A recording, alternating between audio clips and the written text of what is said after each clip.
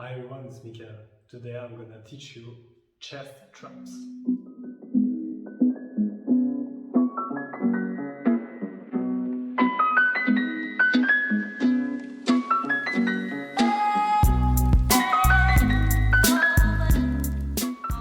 Traps are one of my favorite concepts.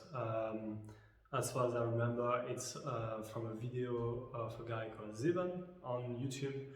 Everybody was doing pretty much the same movement again and again with dragon staff. And that guy published a video and showed a lot of new concepts.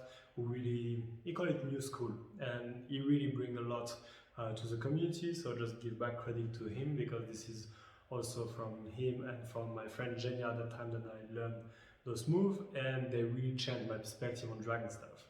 Because at the beginning was more like I was following the line of the dragon, trying to understand where the dragon wanted to come. But now with traps is more like I'm telling to the dragon where he will go.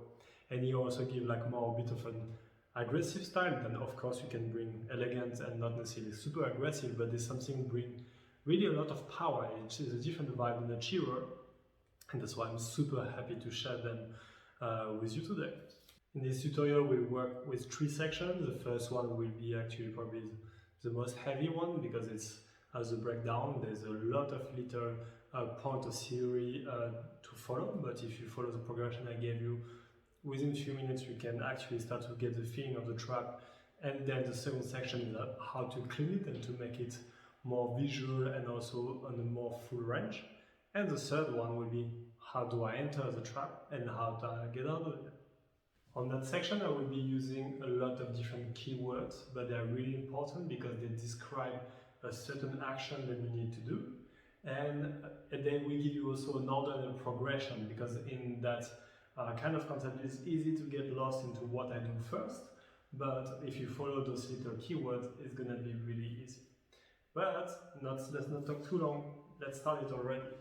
What I want you to do is already to place the dragon staff in the right position. The center point is almost like 20 centimeters above, like in front of me. So if you can see here, the center is here, not here. Here. And this is really important because this will give you way more space. So keep that as a detail also if sometimes you lose it. The first movement we'll be doing, I'm holding here with my left hand, the center, but it's actually my opposite hand will come, take it, and arrive the other side. As you can see, like the center point went from outside to my belly button to outside, and I do it again. Right hand holding, and I'm coming, and I grab the staff with my left hand. Now, again, opposite hand, grab and go to the other side. Grab. And this is important, we don't do this. It's really the opposite hand who is coming, taking the dragon and going the other direction. Here we are not working with rolling yet. It's really important for you to just get used of this thing that you are coming and grabbing this dragon. You decide where you go. You tell him the direction. I come with my opposite hand going to the other side. While we are doing this, I want you to try something. Try to do it when you are around your hips level. Then you will go a bit above your hips on the waist. So now we are already in 2 different levels. But I want to add a third one, which is not the most comfortable, but a really important one. Armpit.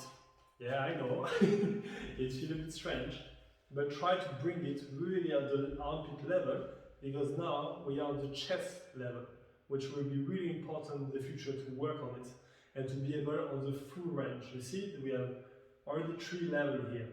You don't want to stay stuck on one, but you will want to be able to go on the 3, so we are already working on that. Now I want you to do a few repetitions of you coming and grab with your opposite hand the dragon and going from one side to another. Then do it on the waist, then do it on the hips level. And always opposite hand coming and grab. This was the grab section and it's really important. So please take time to incorporate that and let it become natural. Then you come with your opposite hand to do that. It will make your life so much easier later, trust me.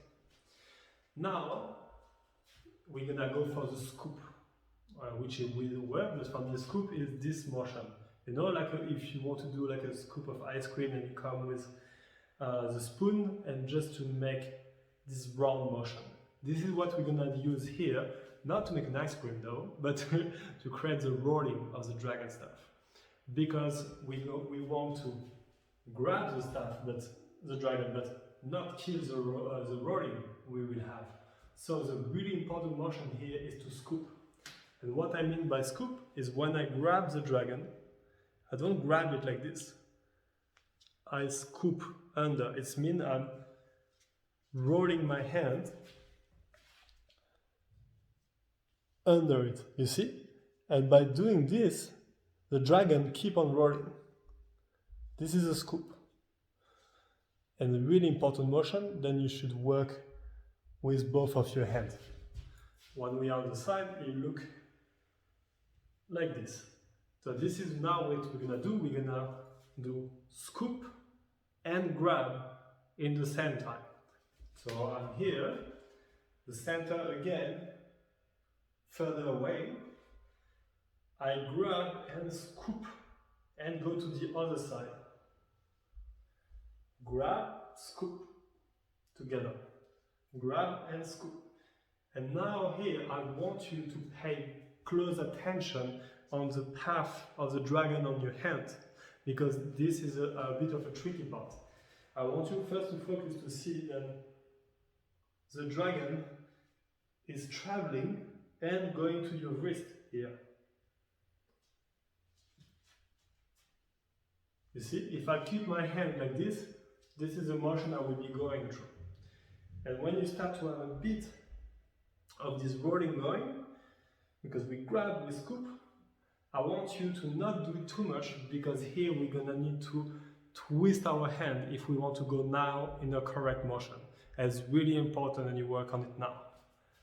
So, I grab, I scoop, but when I'm here, I want to turn my hand around. I don't want to stay like this, but I want to come here. So, I'll show it to you again. Grab, scoop, and here I end up with my hand like a wall. Like it's like I'm blocking the dragon and I trap it. This is where the trap gonna start, because now the dragon is trapped between your rib cage and your head. If you do it here, the dragon will have tendency to keep rolling, and you will end up with something looking like this, which a lot of people do. I want you to be able to do this and to have full control around and not messing around. So on this, it's really important. Grab, scoop, wall. Grab, scoop, wall. And the more you can put your hand vertical and not horizontal, you see my hand is not like this, because here the dragon can still roll and I end up being stuck in my forearm, but like a wall. So like this I'm really blocking it and I can feel the pressure against my rib cage and the pressure on my hand at the same time. So let's recapitulate.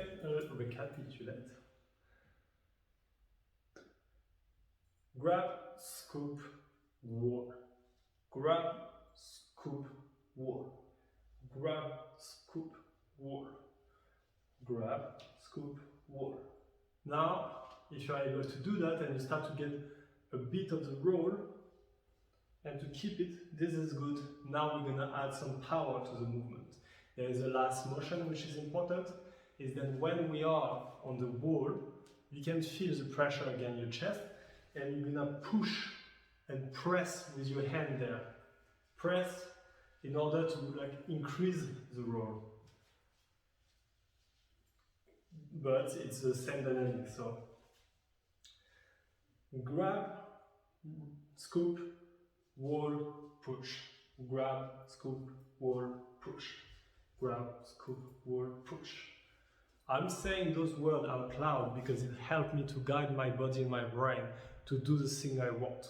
I put specific action to a word and I just repeat it, and actually repeat it in my mind, but also say it verbally. Can sound silly, but it really helps, and it's part of circus pedagogy to teach your body to do what you want it to do and not something else. So, grab, scoop, wall, press. Grab, scoop, press. And by doing this, the most important is definitely the scooping, because this is what keeps the dragon to roll and be precise on where you place it. But the press is what will give more power to your movements. And for the press, you really want, remember, the center to be out and to push. The dragon gonna start to roll around your forearm, so you have time to come and grab, scoop, wall, push again on the other side.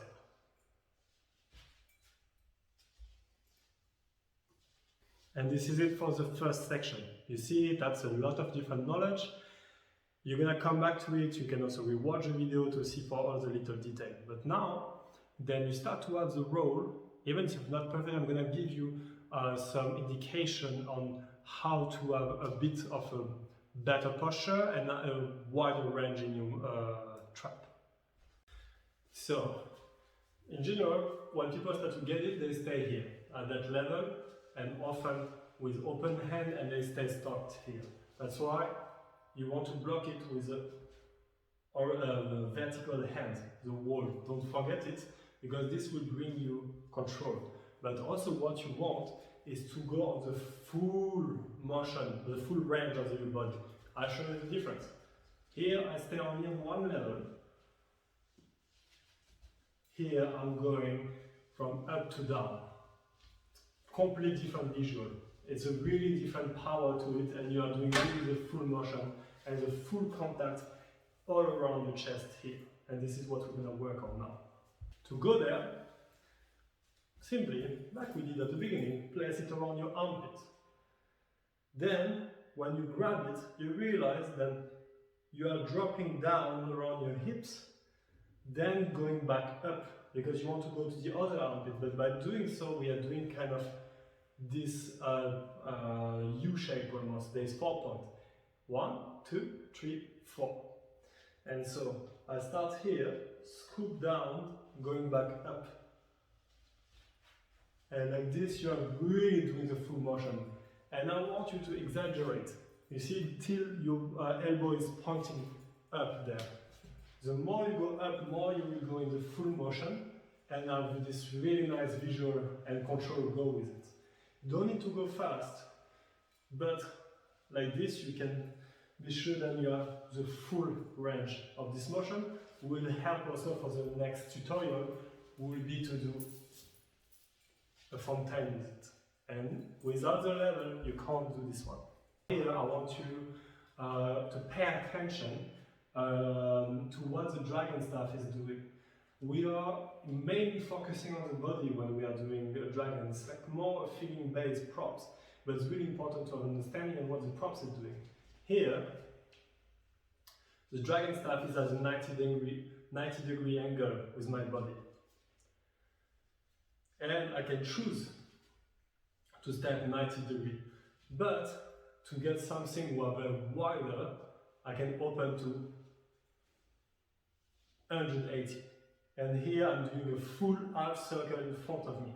And this is why I want to bring you to be able to do one or the other. And I'll show you what's happening when I'm on the side. I'm arriving, and the dragon is now parallel to the line of my body. Then I take it back. And for that you can also stay with your chest facing, or you can turn also a bit with it. But what will help for all those traps, even if you are wide in range, keep looking at the dragon and understand his position towards your body. Here I can see the 90 degree angle, here I'm 180. Because this will open the door to more movement in space also, and to have a control on what visual you are doing while doing a movement, and not only to the feeling you have, but also what you are creating with it. Now we enter the third section, is how to enter the movement and how to exit. And this is where the magic of it is. Then the trap, when I discovered, I realized how it's everywhere. I can access to it from so many different positions, and I will invite you also through your spin to realize where I can enter it. And the main motion to enter it is from the scoop. If I'm here, even by holding the staff, I can start the trap. And this is valuable also, for example, we are doing, like something we know. Simply, the chiro, I'm going to the side, or even staying in front, and I'll allow my hand to go and scoop, and I'm in trap. That's the easiest thing you can do. You can start even from a cheating desk. You see, here I am in the arm roll, and I scoop. As long as you have a place where the staff is on one hand more than the other, you can decide to enter to the trap by scooping in. And scooping in also, but here is when the staff is going outward, because this trap specifically, it's an outward one. The dragon is going out, you see? There will be in the future also something about inward, but here we are working outward. So every time I'm doing a chiro outward, or forearm roll is going out, I have space to enter it. Now that I enter the trap, how do I get out of here? It's pretty simple, but it took me a while to understand that dynamic, and I'm happy to show it to you. When we are going in the trap in one side, you see? The other hand is free. And when we are normally coming in the scoop, we can also go to something else. Here you see, instead of going into a scoop motion, I put my hand more as a support to go back to a chiro. I just place my hand with the palm facing the sky or down, but I know that I'm trapped, chiro. And for a slight moment I will be only with one point of contact. Then I go back to 2 points of contact, for example, for the chiro. Later I will show you definitely more variation on what we can do here, because we can also go to palm spinning. There is different variation of it. But for the moment, just simply going back to our mighty chiro is already enough. And this is the end for this tutorial. Hope you enjoy it. If you are still struggling and if it's not perfect, just try to focus on getting the roll with the trap. And if you have any question, please let me know in the comment below. It's also, it can definitely be painful for the forearm, especially if you have a hard grip. So for the forearm and for the hand here. So if you see your skin getting red, painful, you are on the good path. Many people said it's like you're making your dragon skin by doing that. So there's definitely a lot of pressure. So if it starts to be too painful, if your skin is also a bit not strong enough there, go smooth. Don't put too much pressure. Work on it on a few steps. And I hope you enjoyed that concept as much as I do. There's many variations and things going on with it. And then I will share in the next tutorials. But see you in the next one.